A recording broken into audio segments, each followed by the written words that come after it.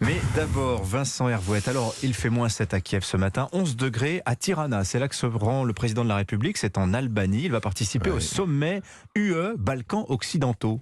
Oui, après la tournée américaine en First, après Djerba pour la francophonie, après Bangkok et le sommet Asie-Pacifique, après Bali avec le G20, après le Caire pour la COP27, le tout en moins d'un mois. Voilà Tirana, l'escale la moins rayeuse de cette longue croisière ensoleillée à laquelle ressemble le second mandat.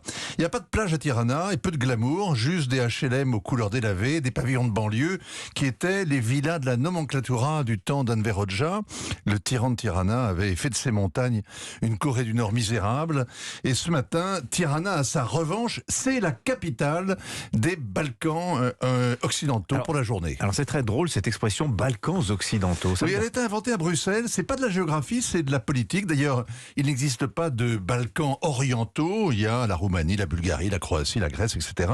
Tous membres de l'Union européenne. En fait, les Balkans occidentaux, ça veut dire les Balkans dont on ne veut pas trop en Occident, les pays qui sont à la porte de l'Union européenne et qu'on aimerait bien y laisser. Grosso modo, l'ancienne Yougoslavie, avec l'Albanie en plus. Alors tous veulent adhérer, 4 ont le statut de candidat depuis des lustres et ils ont épuisé le charme de ces fiançailles sans fin. 2 autres espèrent l'obtenir, le statut, la Bosnie et le Kosovo, mais le premier est au bord d'une guerre civile et l'existence du second n'est même pas reconnue par plusieurs pays européens.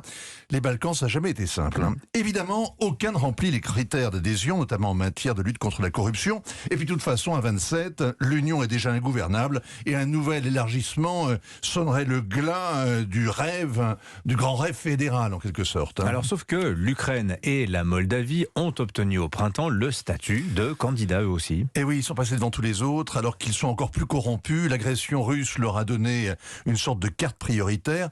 Et le plus cruel pour les habitants de Belgrade ou de Sarajevo, c'est d'avoir entendu les responsables européens répéter que la guerre en Ukraine était la première en Europe depuis 1945, oubliant complètement que la première guerre qui est menée l'OTAN, c'est en bombardant pendant 78 jours la Serbie pour imposer la sécession du Kosovo. C'est d'ailleurs le précédent qu'utilise le Kremlin pour justifier son annexion de la Crimée. Alors ce matin, les dirigeants européens vont prêcher la croisade contre la Russie.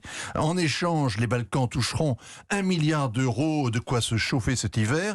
Et en attendant une adhésion très hypothétique, on va aussi leur parler des migrants, parce que depuis le début de l'année, 130 000 clandestins, c'est-à-dire 2 fois plus que l'an dernier, sont entrés en Europe en prenant la route des Balkans.